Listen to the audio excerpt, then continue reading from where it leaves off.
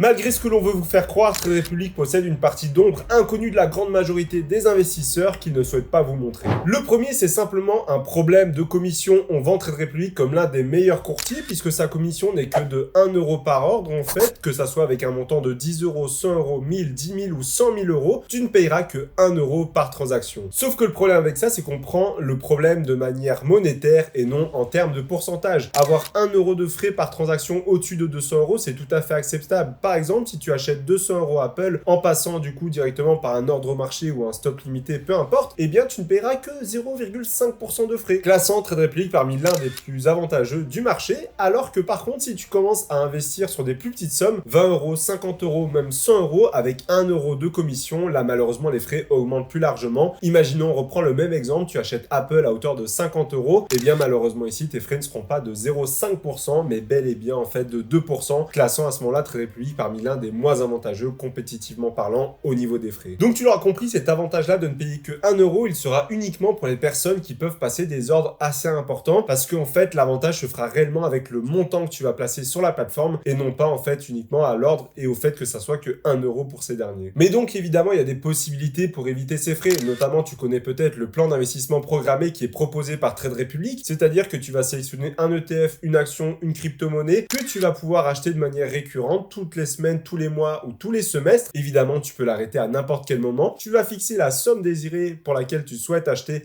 cet actif-là et en passant via cela, eh bien, tu n'auras aucun frais. Évidemment, tu as un inconvénient, c'est que tu es obligé d'attendre l'ordre d'exécution qui en général soit en début de mois, soit au milieu du mois, vers le 2 ou alors vers le 15-16 du mois. Ou sinon, pas le choix, le mieux pour toi sera évidemment de dépenser plus de 200 euros par ordre, ce qui n'est pas le cas de toute la communauté qui me regarde parce que malheureusement, si tu n'investis que 50 euros avec des frais eh bien, de 1 euro, ça ferait 2% en fait de perte. Et donc, théoriquement, c'est comme si tu partirais avec un investissement qui posséderait une moins-value de 2%.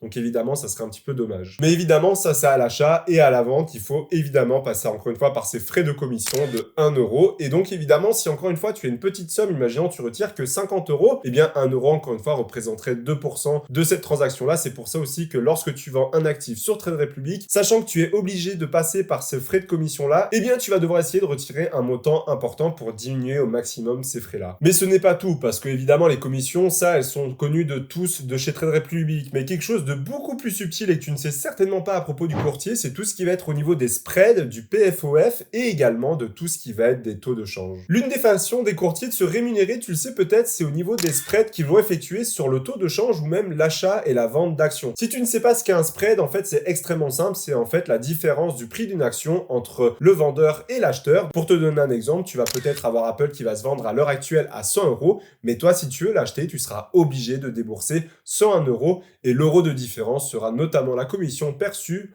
par le courtier. Et les spreads peuvent être de plus en plus importants suivant les actions que tu es en train de mettre en place. Il faut savoir que Trade Republic a des horaires d'ouverture bien plus élargis que certains courtiers, c'est-à-dire que tu vas pouvoir trader et investir entre 7h30 et 23h, sauf que le gros problème, toutes les places de marché ne sont pas ouvertes à ces heures-là. C'est-à-dire que comme tu le sais, New York est ouvert d'une certaine heure à une certaine heure, en prenant en compte le décalage horaire. Paris, par exemple, est ouvert à peu près jusqu'à 17h30. Et il faut savoir que du coup, si tu achètes une action sur le marché de Paris à hauteur du coup de 22h, et bien malheureusement, tu auras des spreads bien plus importants parce que théoriquement, le marché est fermé à ce moment-là et donc les niveaux de transaction baissent et tu vas devoir débourser bien plus d'argent. Peut-être qu'au lieu d'acheter Apple 100 euros lors des horaires d'ouverture, tu devras peut-être débourser 103 euros. C'est des exemples théoriques, mais tu auras compris un petit peu ce que ça veut dire. Donc la meilleure chose à faire n'est pas d'acheter en fait lors des fermetures de marché alors que Trade Republic te le permet, mais bel et bien de prendre en compte l'heure à laquelle va ouvrir le marché sur l'action que tu souhaites acheter. Imaginons ça soit Apple, tu prends le marché américain. Si ça va être LVMH, tu prends le marché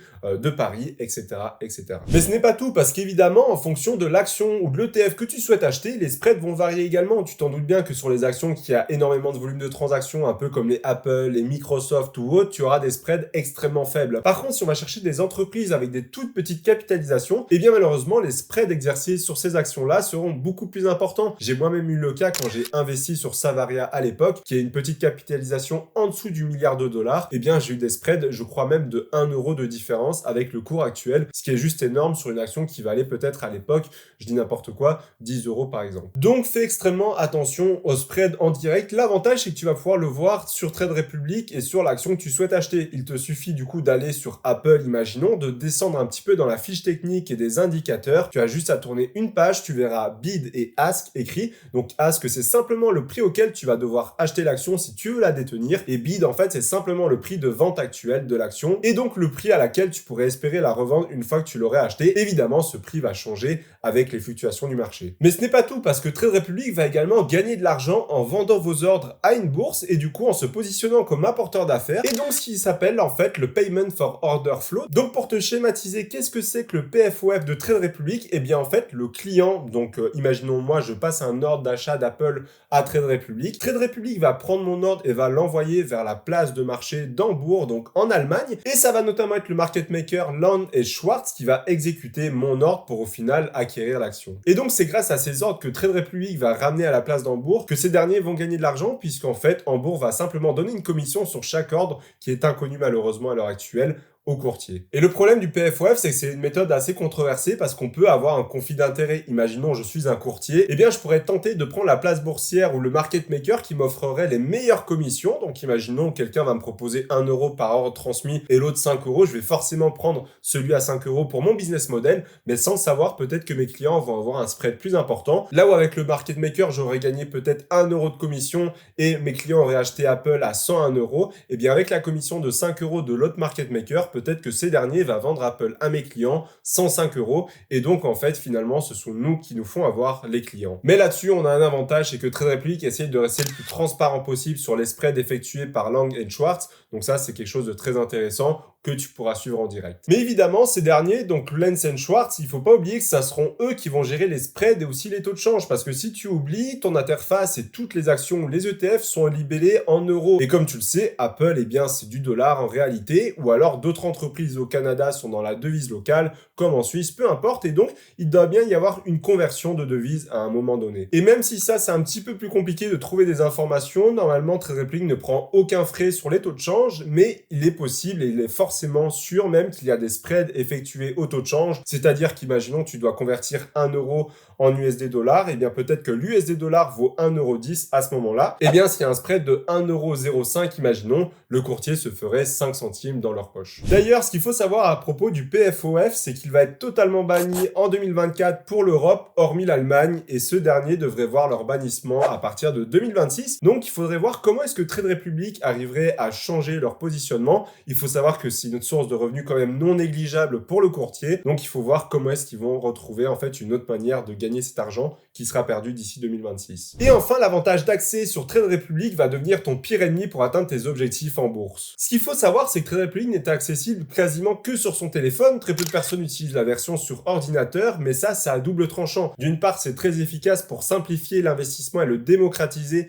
et surtout le rendre accessible. Mais d'une autre part, ça va jouer sur ton biais émotionnel qui est dévastateur en bourse, tout simplement tes émotions. Comme on le sait, la règle numéro 1 quand on investit, c'est de ne surtout pas mettre d'émotions sur ses investissements et surtout de ne pas regarder en fait son écran tous les jours pour voir comment évoluent ses actifs. Donc la bonne pratique, ça va être notamment de faire son achat mensuel, par exemple son DCA, et par la suite du coup attendre le mois prochain pour ouvrir son compte, voir comment ça a réagi et d'effectuer encore une fois son nouvel achat. Le problème avec Trade Republic, c'est que c'est à notre portée de main, c'est littéralement sur notre téléphone qu'on possède tous les jours. Et donc il sera tentant pour toi, et même moi j'ai fait cette erreur-là, de vouloir l'ouvrir de temps en temps dans la journée juste pour voir comment est-ce qu'il évolue ton portefeuille, un petit peu comme une personne qui s'ennuierait ouvrirait Instagram. Et bien toi, ça peut être une nouvelle addiction entre guillemets, c'est d'essayer de voir un petit peu chaque heure comment évoluera ton portefeuille. Et donc évidemment, tu t'en doutes, tu vas faire jouer beaucoup plus tes émotions parce que tu seras excité quand ton portefeuille sera dans le positif et tu seras beaucoup plus triste et même à vendre tes positions quand il y aura un gros crash de marché. Et évidemment, tu t'en doutes, c'est pas du tout productif. Et comme tu investis à long terme, si c'est comme moi, eh bien tu ne devrais même pas le regarder tous les jours ni même peut-être tous les mois, mais plutôt de temps en temps pour être sûr que tout se passe bien, mais c'est le grand maximum. Et je parie même que si on prendrait le temps de détention des clients d'une interface très peu intuitive et surtout sur ordinateur comparé à Trade Republic, d'une action ou d'un ETF serait beaucoup plus long sur l'interface peu intuitive, ou en tout cas pas très agréable à regarder, un petit peu comme Bourse Direct. Pourquoi? Parce qu'en fait, l'investisseur ne serait pas tenté d'ouvrir son compte absolument toutes les heures, de voir en direct du rouge, du vert de partout. Là, ça serait beaucoup plus sobre et surtout, tu te rendrais dessus uniquement que pour faire tes achats, vérifier quand tu as tes dividendes, etc. D'ailleurs, si tu veux voir mon avis complet sur Trade Republic et voir tous les avantages et comment bien l'utiliser, je t'ai fait une vidéo spécialement sur le domaine. On se retrouve juste derrière. À tout de suite. C'était Maxime.